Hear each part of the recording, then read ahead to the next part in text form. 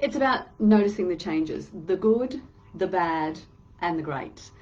So I heard a story from one of the other coaches this morning, and that was a story of a client of hers who, what happened was, she was out with her daughter and granddaughter and they were dancing. I love the fact that they were dancing, right? But what happened was she was dancing around and then all of a sudden she noticed she was jumping. So she was actually lifting her feet off the ground. And she hadn't been able to do that. And then all of a sudden her daughter looked and her granddaughter looked and they noticed what she was doing as well too. So they had this big celebration about how far she had come. She had really made a deliberate decision that what she was feeling was not great and that she was going to do something about it. So I heard another story during the week as well too from one of my lovely clients, and she said that she was seeing some of her friends just recently, and what happened was they were complaining about all their aches and pains. And she said, and I've heard this time and time and time again. She said, and each time I say to them, you know what? If only you go and do some exercise, you might find that you don't have those aches and pains. She said, with all of the things that I have going on, I have been now regularly exercising for in excess of 30 years. She said, and I can do so much more. And she is now a woman in her 70s. And so it is about noticing those changes. So when we can notice them, when we notice them really early, we can do something, we can take action, and we can make those changes. Or we can just simply not. I want to tell you another story, and I actually have it here with me, okay? So I really, really would have loved for June to come and talk to you live today. She was a little bit shy, and so what she did was she typed this all out for me. So here's June. She's a young girl, way back when, and she lived in a country town. And what would happen is that she would have never in her wildest life have ever dreamed that she was going to be someone who was an exerciser, because she didn't see it growing up. What she was always doing was just simply playing. She would get involved in, and I'm going to read you these things. So she played weekend sports, netball and tennis and basketball. And she said she didn't excel in any of those either, but she didn't suck either.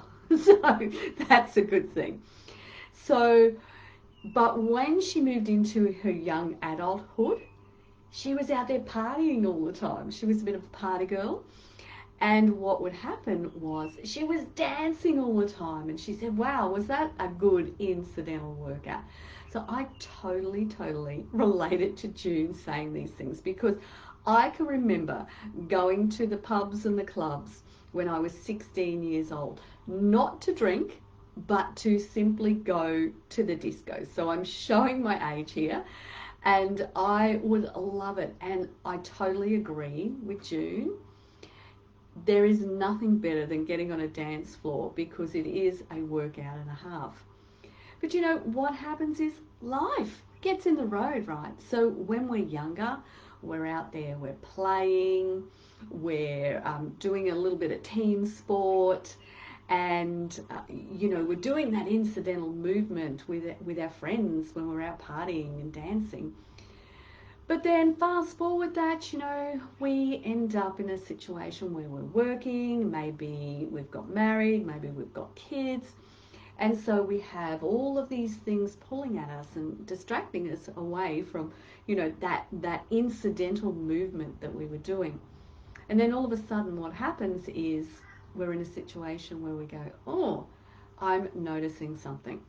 So here's what I want to actually read this to you from June.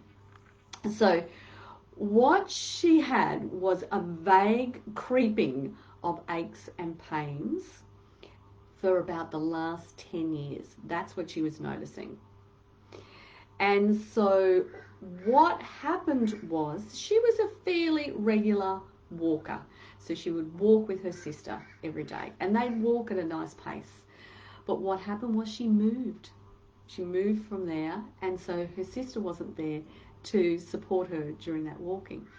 Then what happened was she actually went into menopause, and I'm going to read you these words as well too. Menopause has a lot to answer for, or it's blamed for a lot. She said everything just slowly went soft and tight. Can you relate to that? So when she's talking about tight, she's saying she noticed that stiffness in her body. And so she noticed it particularly in her glutes, so in her bottom and her lower back. And so then what happened was she was chasing some goats around on her farm and she did some injury to her foot. She ended up in a moon boot. And so everything just slowly got worse from there. And then what happened was she ended up with a slight tear in the same area after she recovered. And she went, oh my goodness, I am just, a disaster right now. And so what do I need to do about it? And she said, so what happened was she noticed an email from me. So she's been on my email list for a long time. And because she had come to a couple of our Ageless Confidence events. And so with that, she saw that I was running Stronger Core, Stronger Body. And she went, okay, I'm going to do that. I'm just going to get in there and do it. And so she knew straight away when she'd finished that 5-day challenge, it was like, this, I now have to do this. I need to do this for myself. And I mean, just for me personally, to see the changes in her from when she started on day one to where she is now, only a few months later, it's just mind-boggling how much stronger she is. The smile on her face, she knows how she's progressing, and it's absolutely fantastic. So, and here's what she said about if she didn't do a long-term exercise program. She said, I want to do this because I know that I want to enjoy a pain-free and flexible older age. And if I'd not done that, I would have ended up taking endless amounts of drugs for pain and then unable to move freely. I would hobble and be bent over and unable to stand. I would be unable to get things out of the kitchen cupboards and pick things up off the floor, and I would be unable to pick up my adorable grandchildren. And I couldn't see myself being able to caravan with my husband. So she knew at that point that the gym where she lived, because she's on the farm, the gym where she lived was about 45 minutes away. So it's 45 minutes there, 45 minutes back. And she knew that our program was online. And so she went, this is perfect for me.